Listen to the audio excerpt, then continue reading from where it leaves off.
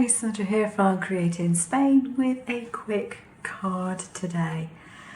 As you may or may not know, I am a big fan of using a pen in my silver bullet to do things like sentiments and sometimes even drawings. But for sentiments, they're really great because it gives you so much flexibility. Now this one, what I did was I drew a circle in my software and set my text to go around the circle, and then I put a pen in my holder and off it went. Set it to WYSIWYG, set the corner point to where it needed to be. Afterwards, what I've done is I have used this paper trimmer. I'm going to have to zoom back out. Here we go. This is one I picked up in Lidl probably about a year ago, and it's a fun paper trimmer. I don't often use it, but when you do want a wiggly edge, it's quite a nice one to use, especially if you decide you want a wiggly edge just after you've actually done the design on your card. What you do with this is relatively simple. You pull these down and it has a blade on it, and it will cut in various patterns. The only downside to this thing is that you can't replace the blade. So once it's blunt, it's disposable, that's that. And it does have one other downside. I find sometimes it's quite difficult to turn this and to get another blade out. As it happens, they're coming out fine at the moment. So I've done my sentiment on the front of my panel, and I've given it a nice wibbly wobbly edge. Now the other thing I want to mention are pen holders. Now this is the one that I have with my silver bullet. Yes, it does the job. Is it perfect? No. It's okay. What I find fiddly are these screws. Now this consists of 3 different pieces depending on the size of the pen that you want to put in. So that's what happens. Okay, so this is the outer one which you use, and you put in one of 2 different inner pieces according to the size that you need. And then you have 2 screws to screw up. You have this one which tightens the container inside, and then that one which holds the pen. Now we'll pretend that actually goes through there, which it doesn't, but you know, it would if I have a larger one in. And what you do is you screw that in. Now I don't know if you can see too easily, but that's going to push it to one side or the other. It has to. There's nothing else it can possibly do.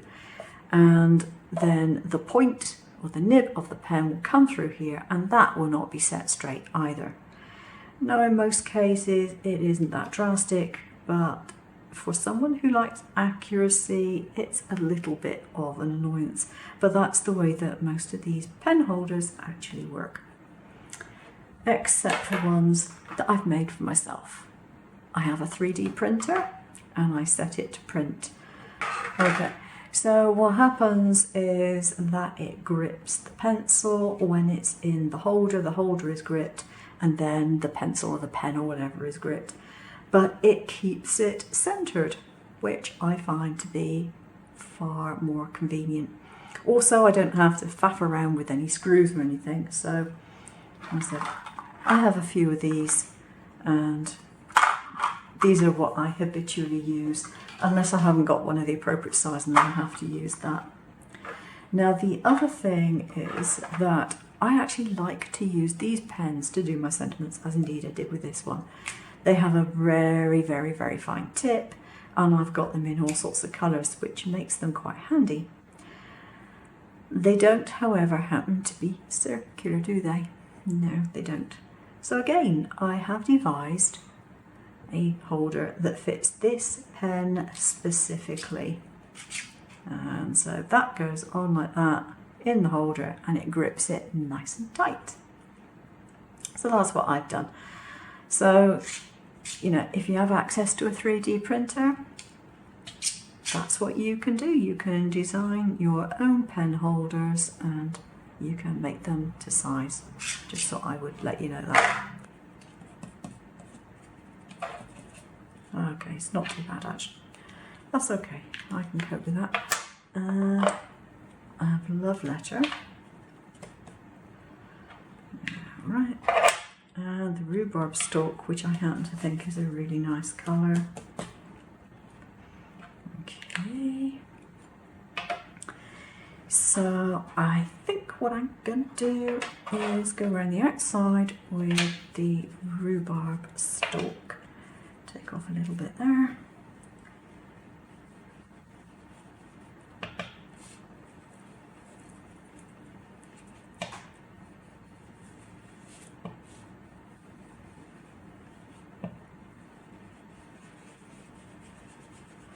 This one is also relatively juicy because I've not used it much.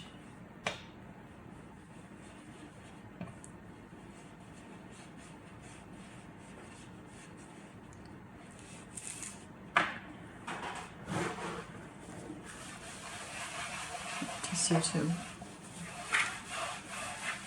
clean off my surface there. And I think actually I'm going to go in with Rosebud because that is quite nice and bright.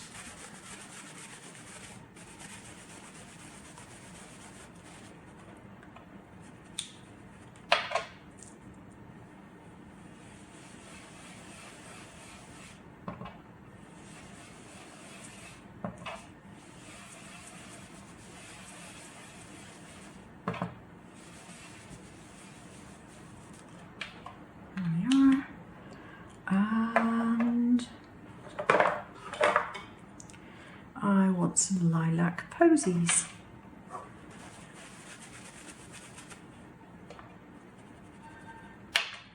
So this one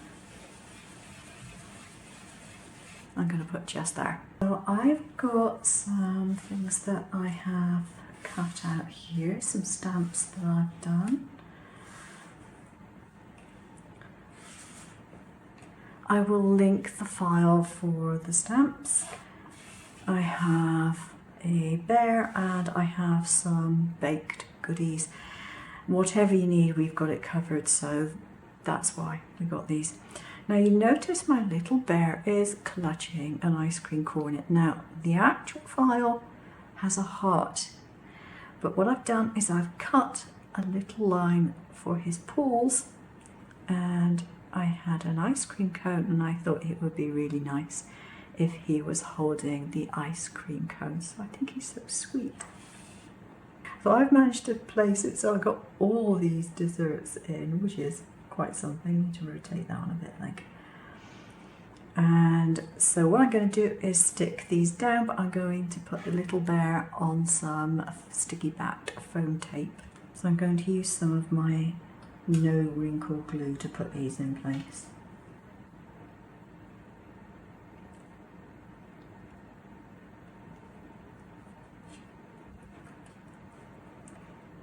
Put those two on first and then the others can all fit around it.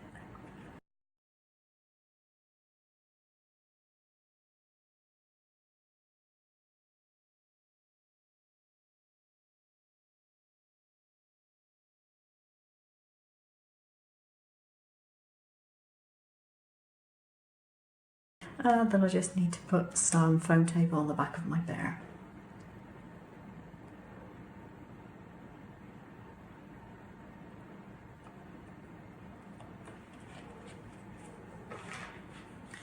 So my bear has now got some foam tape underneath it.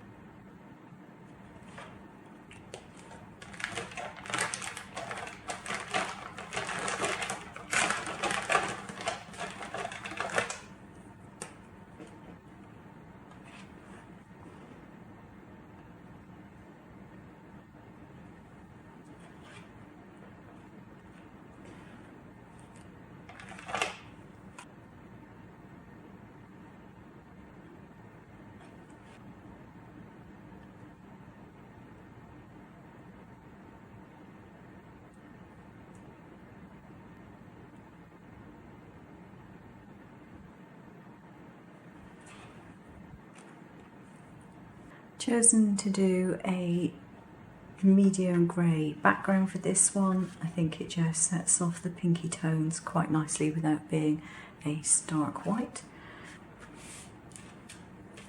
Final touch, I'm going to put some little white dots on, just because I happen to like them. That's my card finished. I hope you enjoyed it. Hope you try making it. I'll see you again soon. Take care.